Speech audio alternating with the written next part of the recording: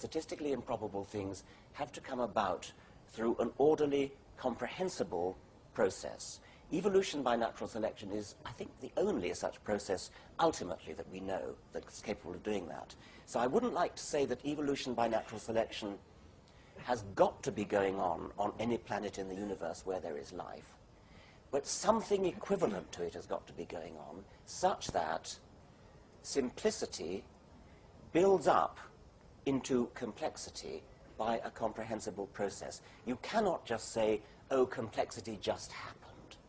You can say, maybe hydrogen just happened, because hydrogen is relatively simple. But what you can't say is something complicated enough to, shall we say, design the laws of physics, or design life, or design a bird's wing. Something complicated enough to think that out is the very kind of thing which is not just going to happen spontaneously. And when you think about it, creationists use exactly that argument themselves when they say something as complicated as an eye or a bacterial flagellum couldn't just happen by chance. Well, of course it couldn't. That's why we need natural selection. And by the same token, exactly, God couldn't just happen. Okay. It's an interesting idea that I think I've encountered somewhere in your works, that you pose the idea, and I feel the need to issue that health warning again, that this is not something that you're claiming as true. You might like to just confirm that in your answer.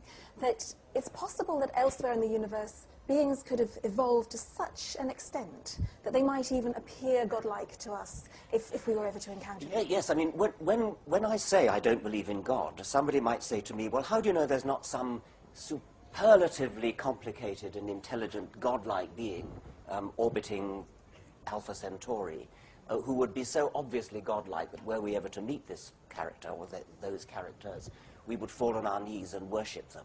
And I think that's perfectly plausible. I think if you think about it, if we could fly in a Boeing 747 to the Middle Ages or to the Dark Ages and suddenly land by the side of an Anglo-Saxon village, I mean, they would undoubtedly think we were gods, and they'd fall down and worship us. By the same token, that I bet there are somewhere in the universe, because the universe is so large, I bet there's somewhere in the universe there are beings even more advanced relative to us than we are advanced relative to a Dark Age Anglo-Saxon peasant. And so we probably would fall on our knees and worship them. But they would not be gods in the sense of things that have just happened spontaneously. They themselves would have had to have come into existence via either evolution or something like evolution, which has the same property of building up complexity step by step through slow, gradual degrees from primordial simplicity. They've had a long time to do it. It's only taken life on this planet about 3.5 to 4 billion years to evolve to our level of technology. There's about 14 billion years in the universe as a whole to play with. And so there's been plenty of time for superior technologies to develop. They might well be godlike, but they would not be gods in the sense that they would not have been there from the start.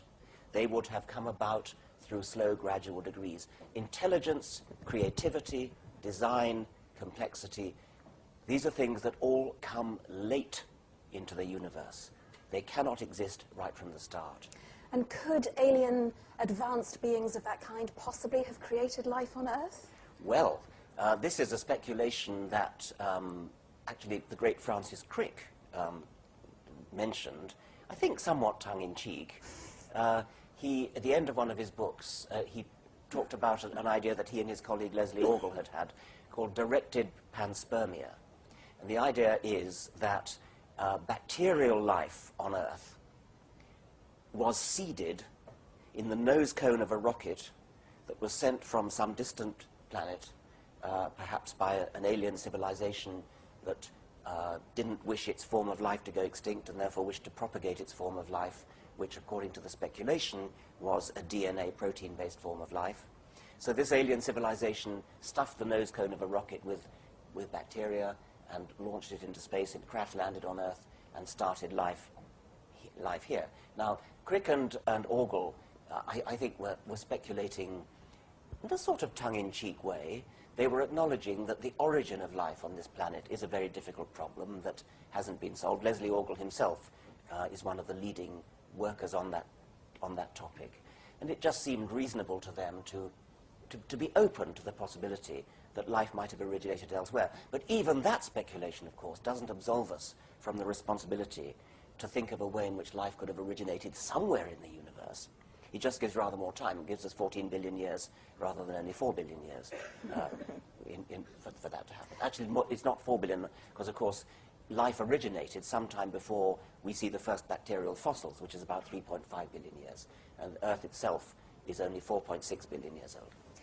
But you're not suggesting, are you, that that actually is how No, it I don't is? believe that for a moment. I mean, I think life did originate on this planet, and we have a responsibility to try to think out how.